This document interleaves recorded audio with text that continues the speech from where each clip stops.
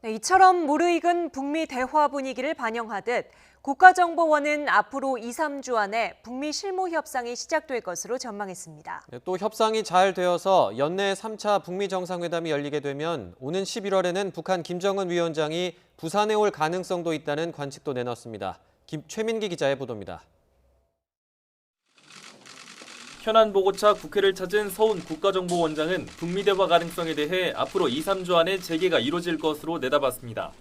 특히 합의만 도출된다면 연내 제3차 북미 정상회담이 열릴 것이란 긍정적 전망도 덧붙였습니다. 실무 협상에서 합의가 도출될 경우 연내에도 3차 북미 정상회담이 열릴 수 있다고 예상했습니다. 국정원은 비핵화 협상 진전이 있어야 한다는 단서를 달긴 했지만 북한 김정은 국방위원장의 남한 답방 가능성도 거론했습니다. 김 위원장이 오는 11월 부산에서 열리는 한 아세안 특별정상회담 참석차 한국을 찾을 수 있다는 겁니다. 국정원에서는 아마 비핵화 협상 진행이 어떻게 되는지에 따라서 부산에 오지 않겠나.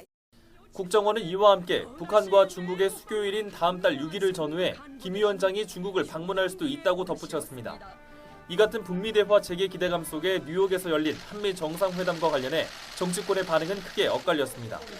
여당인 더불어민주당은 이번 회담이 한반도에 새 질서를 만드는 계기가 되길 바란다고 기대감을 드러냈습니다.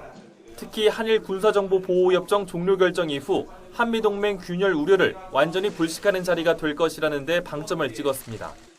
한일 군사정보보호협정 종료 결정에 따른 한미동맹의 균열 우려도 완전하게 불식하는 자리가 될 것으로 기대합니다. 반면 자유한국당은 의미 있는 진전도, 발전도, 성과도 없는 맹탕 정상회담이라고 깎아내렸습니다. 트럼프 미국 대통령이 북한 미사일이 별일 아니라는데 과연 한미동맹이 튼튼한 게 맞느냐고 꼬집기도 했습니다. 결과가 내용이 없습니다. 한마디로 의미 있는 진전도, 발전도, 성과도 없는 맹탕 정상회담 아니었나. 바른미래당 역시 구체적인 성과도 없는 회담을 위한 회담이었다고 비판했지만 정의당과 민주평화당은 굳건한 한미동맹을 확인했다며 긍정적인 평가를 내놨습니다. YTN 최민기입니다.